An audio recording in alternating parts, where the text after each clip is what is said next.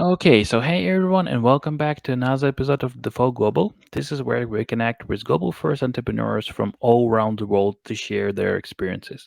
Our guest today is Bob Reid, founder and CEO at Everest. Bob, thanks for joining us today. Thank you for having me. Bob, before we start, could you please briefly introduce yourself? Sure. CEO, co-founder of Everest. Before Everest, I did two things relevant in crypto and blockchain. One was an accelerator out of Singapore, which I was lucky enough to have a bunch of the Ethereum Foundation folks there that came along. And prior to that, I was general manager at BitTorrent. Back in 2013, 14, trying to talk Silicon Valley venture capitalists into doing tokenized storage and tokenized if-then statements, and they thought we were insane. So most of us left BitTorrent about then, and Consensus and Everest and Bram even did Chia, right? And in your role as the CEO of Everest, right, you've built a platform that offers a wide range of financial services, including crypto trading, I suppose, and digital identity verification, right? So, can you tell us a bit more about your company and what is your main focus right now in terms of the product? Sure. So as you mentioned, we started with the premise of things like Estonia or Adahar plus India stack, which are digital nation states, needed to be decentralized where users actually had control. Now, in both those examples, identity is at the base of the stack, right? And identity is not credential sharing. It's literally, are you human and unique? Are you this, out of the 8 billion people, are you really this one thing? And on top of that, we built an entire stack to do literally everything. So uh, we go from digital human and unique identity all the way up to wallet and then connect all of that to a global financial platform.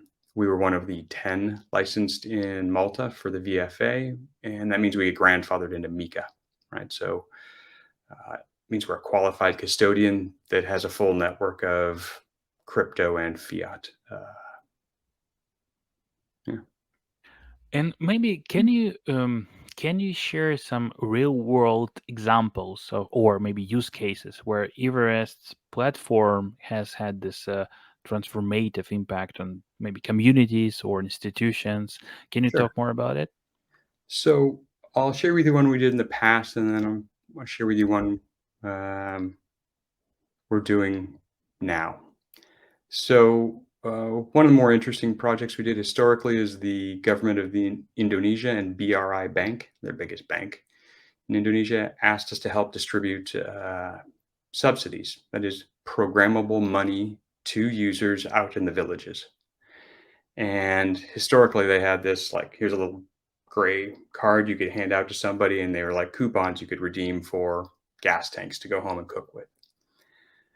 It's like seven some $billion going out to 50 million people, something like that. And you can imagine little cards running around the islands, like it was just, rife with corruption. So what we did is, you can imagine and think about the stack we built.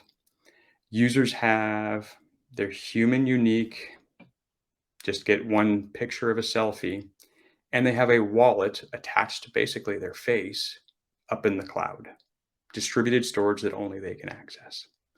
And so what we did with BRI is we said, okay, we're going to deliver programmable tokens to people's wallets who are attached in the attached their face in the villages. And that meant once a month, users literally shirt on their back would walk up to BRI bank agents. There'd be one guy in the village who'd go like, scan the face, put in your PIN, and then they would redeem essentially out of the user's wallet to the bank agent, and they'd walk home with a gas tank.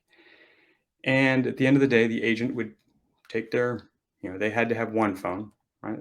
They would settle over our chain all of the programmable vouchers we had delivered, and then we would pay them in their commission in fiat. And what everyone found is, gosh, we knew in real time, biometrically verified, cryptographically signed transactions, 7:33 in the morning, IU got this amount and walked away from it. Nobody else got it. It was her, right? And all this, the agents would sometimes show up with like a little clipboard. They'd be like, "Oh, I did this many transactions." Be like, "Nope, we had it," right? And so it was incredibly efficient. It reached everybody. It was really, I would call the first delivery of programmable money out in the world. Now, the same stack we've repurposed to actually give users sovereignty over their social networks too. So we're all watching Twitter try to get verified identities, like bots are coming, right? And Instagram and Facebook and LinkedIn, and it's going to hit Reddit and every other large platform because AI deepfakes, everything, like this is a real problem. So what we did is we literally said, okay, users should still be able to own their identity, right? They should be able to prove they are who they say they are, that they're not a bot also. Do it very privately, anonymously, and then from there be able to exchange value, right? So if you want, I can show you what it looks like. Yeah. Sure. Okay. So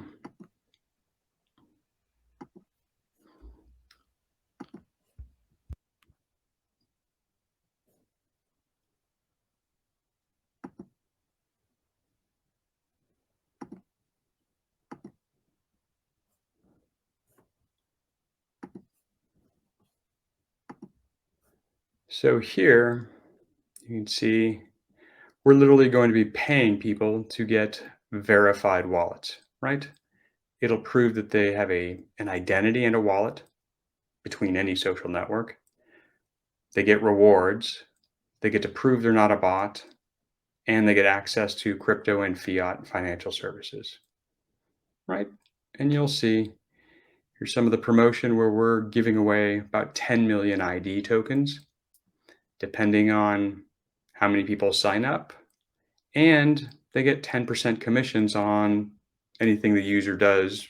So if I sign up 100 people, the fees of those 100 people doing buy, trade, sell, send, receive, remittances, whatever, I get commissions on that too.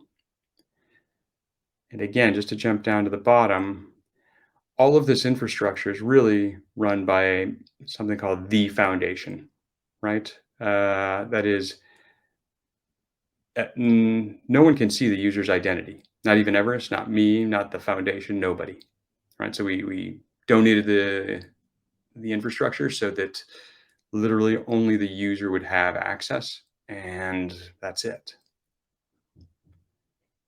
So look, this is what it looks like if you do want to sign up.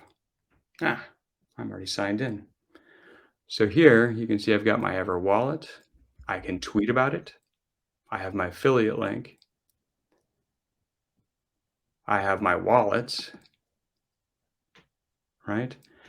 And what you'll see from us going forward is I'm going to be able to attach, for example, my Twitter account that I've already associated might go to this wallet. And when we add Instagram, it might go to my other wallet.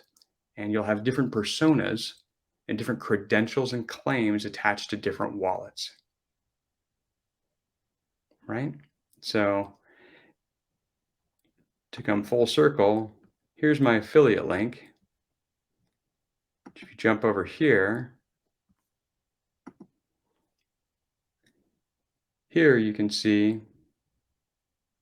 if anyone were to click on my link, it would be here's human, right? Not a bot, not an imposter, and associated with this account. And then anyone who signs up gets really to go do the same thing, and I get some of the commissions on that. Okay, that's a fantastic example. Thank you. Thanks a lot for showing it. Uh, okay, so couple other things that I would like to discuss with you today. I know that Everest is a global first company, right? So, and I would like to talk a bit more about building and managing distributed team.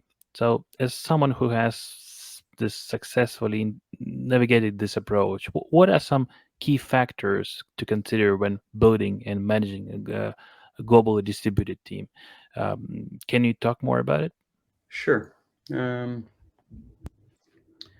so, what we've discovered over the last few years, and some of what you read about, some what which I think we all know, but then to actually put some of these ideas into practice is you need people that care, right? Af- Secondarily, skills and acumen, right? But caring is really the first and foremost, right? So, and to get people to care, because these things are hard to build, right? Um, you have to give them the most interesting projects, and you have to give them the vision. They have to know that, like, hey, if this is successful, and what I just showed you, for example, Mark Andreessen was on a podcast last week saying anyone who can solve no bots, proof of humanity in a blockchain way where the user owns the identity, that's $1 trillion market, right? And the team has to understand that. They have to feel it. And that, right, that gets you the extra hour, gets you the extra bug fix, it gets you the extra. You can tell when people care, right? The products reflect that. The second piece, just tactically, is over communication, right? So we have Slack, we have ClickUp, and we are on Zoom nonstop, right? There has to be a culture of don't suffer in silence and talk more rather than less. If not, people go into like you have two remote devs somewhere, and if they're not talking to the rest of the team, they'll go down rabbit holes and it'll cost you a week or two. So those are the two that immediately jump to mind. Mm-hmm. And if we just go to a more, I guess, practical level, what was your strategy for hiring in local markets outside of the US? What were criteria for choosing a country to hire from? Um, can you, yeah, share some ideas Sure. behind that? So here's an interesting little nugget I found. Tell me if you agree with this.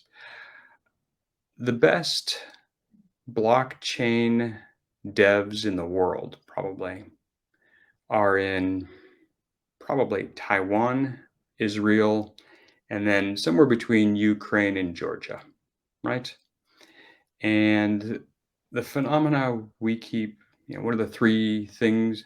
The one thing that those three places have in common, they have a big, nasty neighbor who literally is trying to hack all their stuff all the time, Yeah, right? that's true. Like, right? That's true. And I so, agree like, with that. I'll give you a sense. Like, you know, if you build you're just a normal dev and you build like a dating app, it has to be like 97% okay.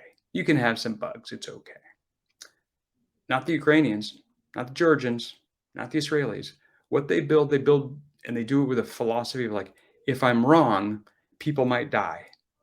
And I just like, you need that in blockchain. You're moving millions and millions of dollars. Like, and so the approach, the level of care, the skill, like as one of my devs put it to me, is like, I did point of sale at the grocery store.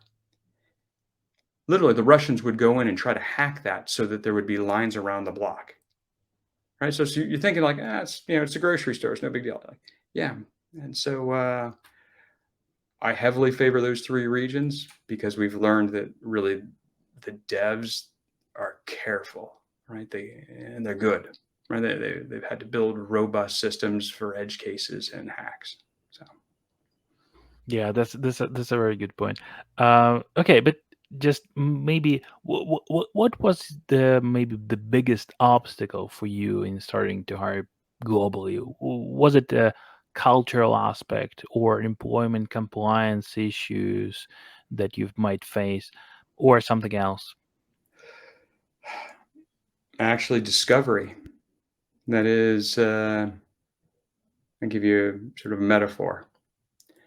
Finding the right people is literally half my job, right? And finding them is hard. Still recording, or it says recording error? Keep going. Yep. Yep. Okay. Um, so, for example, there's a billion plus people in India. Hmm. There are some fantastic devs there. Finding the however many good ones, you sometimes have to go through 1,000 bad ones in India. Hmm. There's just too many of them. And Yeah. so having, if you will, someone like, honestly, like you guys, um, sift through that, filter, and find the right guys with the right fit, with the right skill set, that's actually the hardest part, I think. After that, it's up to us. Got it. Got it. Okay. Cool. And with this current economic downturn, I would say that we all face, um, do you believe that being a globally recognized company and having this international team can genuinely assist companies in maybe, let's say, overcoming these market challenges? If so, how exactly can it be beneficial? Sure. So we'll give you a real example. We have a bank we're working with that basically plugged in our platform to do onboard KYC compliance and send and receive money, right? They're actually in Southeast Asia, right? As I put it, take a legacy bank, plug in Everest, and you get Revolut, right? And so I bounce between Malta and California. The team is distributed, as you mentioned. Supporting a customer like that, well, we now, it's almost like the British Empire. The sun never sets on Everest. And so we can develop, send to them, they give feedback. Some people are asleep, other people are awake, they can bug fix. And so I don't really view it as a obstacle to overcome. It's really a feature benefit that's actually helping us. Got it. Okay. Okay. In probably for potential talent who are listening to us right now, and we have like a community of maybe 15K vetted tech talent at this point in Latam and in Europe. So for those guys, what would you say are the top reasons maybe for them to consider joining, for example, Everest, right? Your company. Everest was explained to me by an investor once as what Google calls a moonshot. If you take the idea of identity, here's Adhar in India with a billion biometrics, right? And they abuse it horribly as a centralized entity. You just say, here's a decentralized, distributed, user owned identity. And if we're right, the world isn't the same afterwards. Okay. If we're wrong, we built a really, really cool neobank, right? That's here's your virtual IBAN, your crypto exchange, your Western Union remittance, and it sits in between Instagram, Facebook, LinkedIn, and TikTok. It's also a pretty good place to be. Again, if we're right, it's bigger than anything that's ever been done. Yeah, fair enough. Okay, and maybe let's talk about this future, right? So, with this increasing regulations and in the blockchain and crypto industry, how do you see the future of blockchain identity evolving, right? Are there any specific trends or developments that will shape this landscape of identity verification in the coming years, or maybe this blockchain and cryptocurrency market overall? Can you talk more about it? Sure. So, one of my duties and roles at Everest is I spend a lot of time with the regulators. Like I said, we're one of the few licensed. We're getting grandfathered into MiCA. I think we're batting about 900, it's a baseball metaphor for you, on guessing and understanding what regulation and identity and compliance requirements are coming. And so Mika, actually, even Mika 2.0, that they've published what they're going to ask for, what the Americans have said, what the Singaporeans and what the Japanese have all said. There will be basic compliance done for crypto, and the core of compliance is identity. You will be identified slowly, gradually, depending on scaling up, depending on the level of the transaction you're doing, just like traditional finance. And the idea of anonymous transactions is really a 2019 idea. Like that's just going to die. It's going to get pushed to the margins, etc. Now, the good part about blockchain and even what Everest is building is you get to selectively share. You get to go like, I'm going to do a cross-border transaction for $4,000. Legally, I'm required to give this much information. You don't get everything. And so we'll go ahead and do, for example, just collect that info. Or, for example, decentralized exchanges are about to fall under, matter of fact, use existing laws and actually make them comply. But the Europeans, definitely, the Americans are coming second, are going to insist that they comply and do some level of identity verification. So in that case, Everest can sit out there as that licensed custodian that can check an identity and send a zero knowledge proof to Uniswap or SushiSwap and say, this wallet address we will verify. And when the regulator calls and says, John Smith is on the terrorist list, or make sure he doesn't do anything bad, we take that burden on. And Uniswap, SushiSwap, etc., QuickSwap, they don't have to deal with that, right? And they keep their, what I call their social contract with their users if they don't hold any identity. So That's awesome. deep. Um, okay, okay. So I guess we're good. Thanks a lot, Bob, for sharing your insights on this business expansion, on building and managing distributed teams, on this future of blockchain, future of identity. So yeah, we wish you and Everest all the best in your journey. Thanks a lot for your time today. Thank you. I appreciate it. You have a good day.